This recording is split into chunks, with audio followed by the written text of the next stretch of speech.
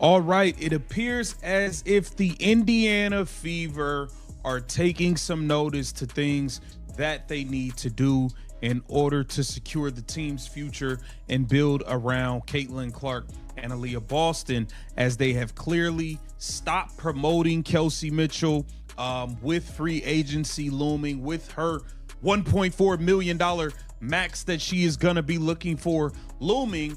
And the Indiana Fever just made their priorities crystal clear. And if you're Kelsey Mitchell, you should be updating your resume right now. Because what we're seeing isn't subtle. This is an organization systematically erasing a three-time All-Star from their promotional materials while she's still technically on the roster. That's not an accident. That's a message. Most recently put this up. Let's take a look. We got the GOAT back. The clock is ticking down. We gonna be kicking and taking names. AB. We got the schedule showing. It's time, bruh. It's time. Look at that promotional video again. Caitlin Clark and Aaliyah Boston working out together. The schedule reveal. The hype building for next season. And who's conspicuously absent? The woman who holds the franchise's single-season scoring record. The guard who averaged over 20 points per game last season. Kelsey Mitchell isn't just missing from one post. She's been systematically removed from every major promotional push the Fever have released since the season ended. Now here's what makes this particularly telling. The Fever didn't just post Caitlin and Aaliyah. They've been promoting Lexi Hull. They've featured Nalissa Smith in content. Even Michaela Achimpong, who barely played last season, shows up in their graphics. But their leading scorer, radio silence.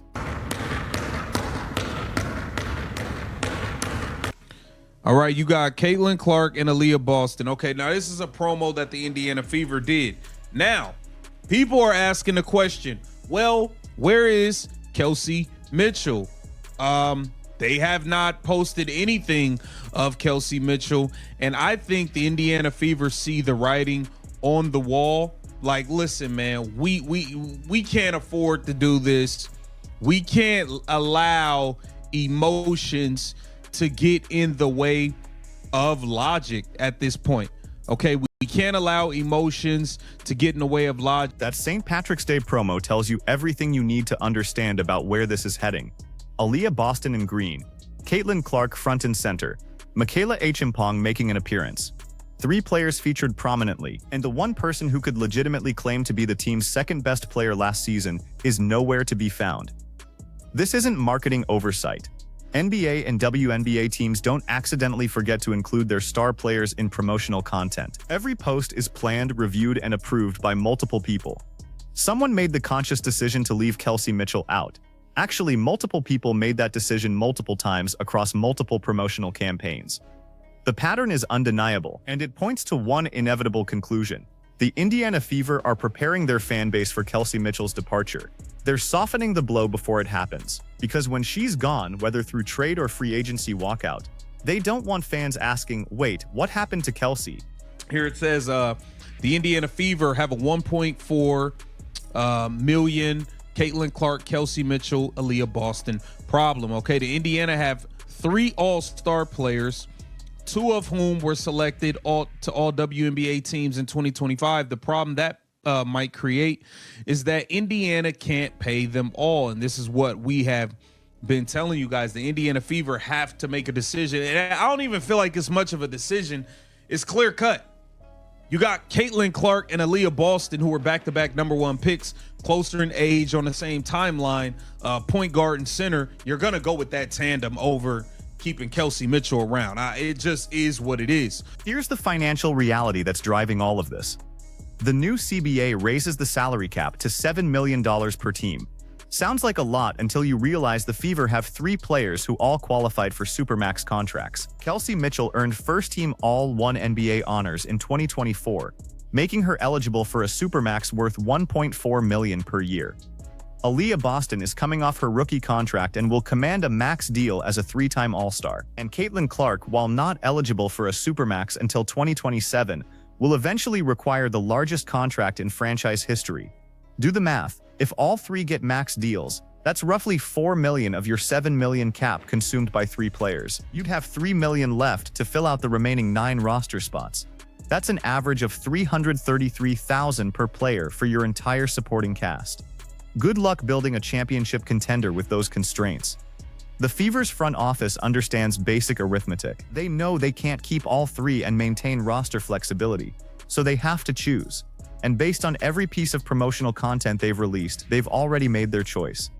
All right, here it says Mitchell, a pending free agent who holds the Fever's single-season points per game record, is eligible to sign a Supermax contract up to worth to 1.4 million per year after she was selected to the All WNBA first team in 2025. Boston, a 3-time All-Star across 3 WNBA seasons, is in the last year of her rookie scale contract, will be getting a pay raise anyway, with the league's new average salary set to fall around $600,000. But Aaliyah Boston is going to be getting a max. From a basketball perspective, this decision makes complete sense. Caitlin Clark and Aaliyah Boston are back-to-back #1 overall picks. They're 23 and 22 years old respectively, putting them on the exact same competitive timeline. You've got a point guard and a center, the 2 most important positions in modern basketball, both entering their prime simultaneously. That's the foundation of a dynasty if you build around it correctly.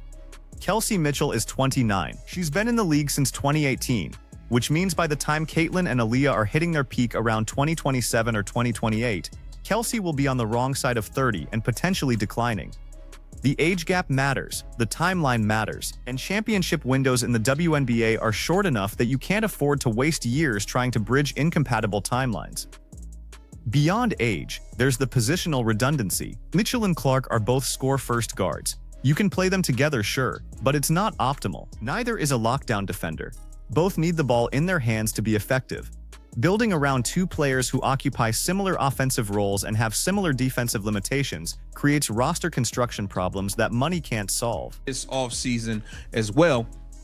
Here it says Clark, though, is not eligible to sign a Supermax until 2027, when she enters the 4th and final year of her rookie contract, and she has something to prove in 2026 as she comes off an injury-plagued season in the W.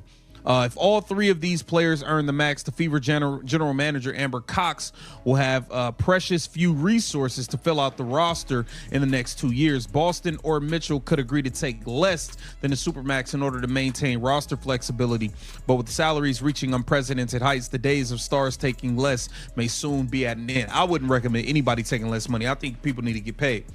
It creates an interesting conundrum for the Fever, who want Mitchell back at all costs, while viewing Clark as a paradigm-altering superstar. But here's where this gets complicated from a business and optics standpoint.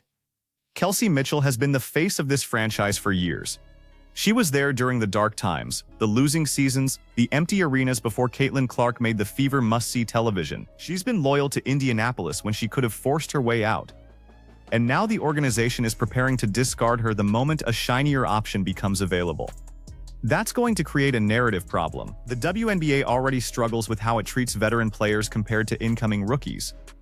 We saw the discourse around how established stars responded to the attention Caitlin Clark received. Now the Fever are about to provide a perfect case study in how quickly franchises will abandon loyalty when financial decisions need to be made. And make no mistake, Kelsey Mitchell will have options. She's a first-team All-WNBA guard who can score 20-plus per game. Teams like Dallas, Atlanta, Washington, and Los Angeles would line up to offer her a max contract. The question isn't whether she'll get paid. The question is whether the Fever are willing to let her walk for nothing, or if they'll try to salvage assets through a sign and trade.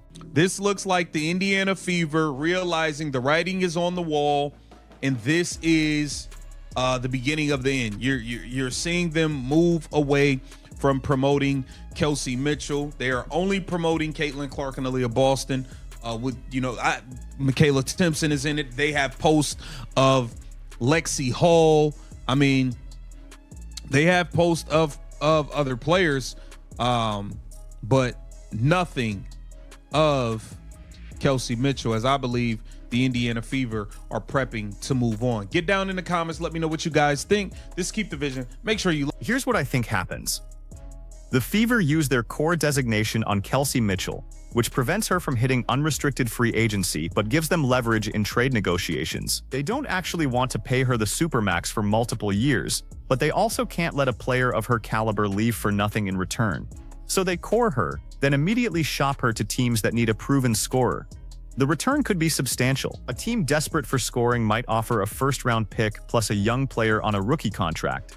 That's the kind of asset haul that helps you build depth around Clark and Boston while staying under the salary cap. It's cold-blooded business, but it's smart basketball operations. What the Fever cannot do is give Kelsey a long-term max contract and hope it works out. That path leads to cap hell, roster inflexibility, and a championship window that closes before it ever really opens. They've already made their choice. The promotional content isn't speculation, it's confirmation.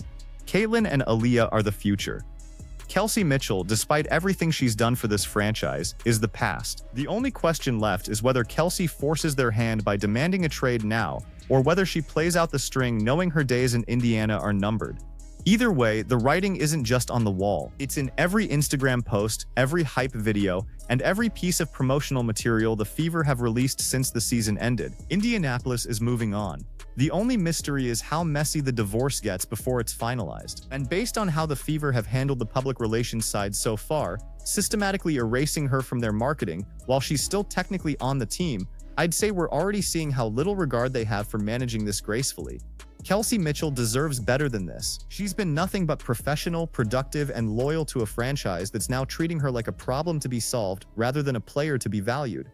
But the business of basketball doesn't care about loyalty. It cares about timelines, salary caps, and championship windows. And by every one of those metrics, Kelsey Mitchell is on the wrong side of the equation. So pay attention to what the Fever do this offseason. Watch whether they core her, watch the trade rumors, watch how they communicate the decision to their fan base, because this is going to set the precedent for how WNBA teams handle veteran players in the new CBA era.